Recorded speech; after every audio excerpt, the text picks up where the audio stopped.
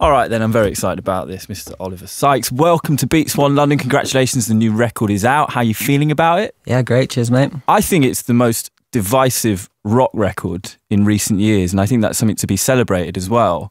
Is that something that you think is a fair assessment of it? Yeah, I mean, I think it is a decisive record, and I think that's because it takes a lot of influence from things that aren't rock, you know, and does stuff a lot different. Sounds exciting.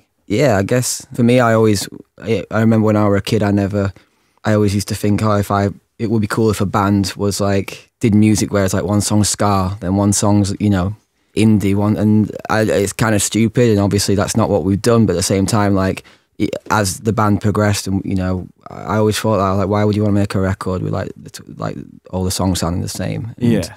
But it's a journey, isn't it? Because obviously to get to this point, you've had to do everything else beforehand. Yeah. And I feel like what this record does, and the last one as well, in fairness, it breaks down all those barriers. Yeah, I mean, for us, I mean, you know, we still want to be Brim the Horizon, and we still, you know, want to do music that people are going to celebrate and stuff. And I think it just felt like we couldn't have wrote this record any sooner, because we were still finding our sound, and we were still, you know, we always feel like we're gaining in popularity, like our last record, and the record before kind of saw us like almost like double in size and stuff. So yeah, you're one of the few bands who do that. You look at every single record that's been released, and I think it's done more, it's sold more, been played more than the last one. Yeah, it's quite rare for that to happen. Yeah, definitely, man. I mean, it's amazing for us because we get to actually go and play. Like our set now is just our last two albums. You know what I mean? Yeah. And it's not because we just want to play them and, you know, everyone else. It's like people. That's what people want to hear, and people want to hear on our latest record, and that's awesome for us. So for us, we always want to make sure that the next one is the one we get to play everything from. Let's talk about some of these songs. Nihilist Blues is brilliant. Cheers, features Grimes. Mm-hmm. How does that happen? How do you hook up with Grimes?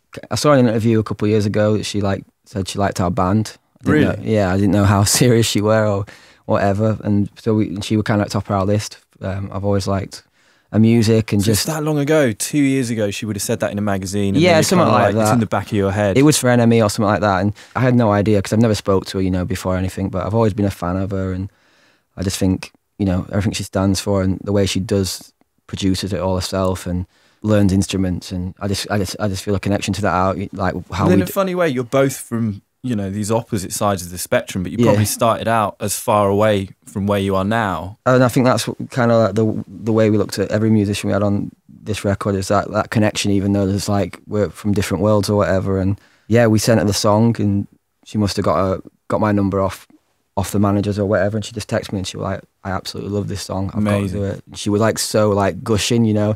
I didn't know she'd be like, guys see her as kind of a cool kid, you know what I mean? So, but she was just super like, this is one of the greatest songs I've ever heard. It's amazing there was that personal contact as well, because a lot of the time with these sort of things, I imagine that it might be, you know, you send emails, but you never actually talk to the person. Well, we've never actually met yet, which sucks, but I'm sure we will. That's better than that. She contributed loads to it and had loads, like, it didn't feel like just like a professional, you know, I'll do this, give me some money, whatever. It was a really cool experience. And also for me, like, at that point when we were writing the record, we were in LA, we'd been working on the record for like 9 months, and we had just lost, you know, all perspective at that point.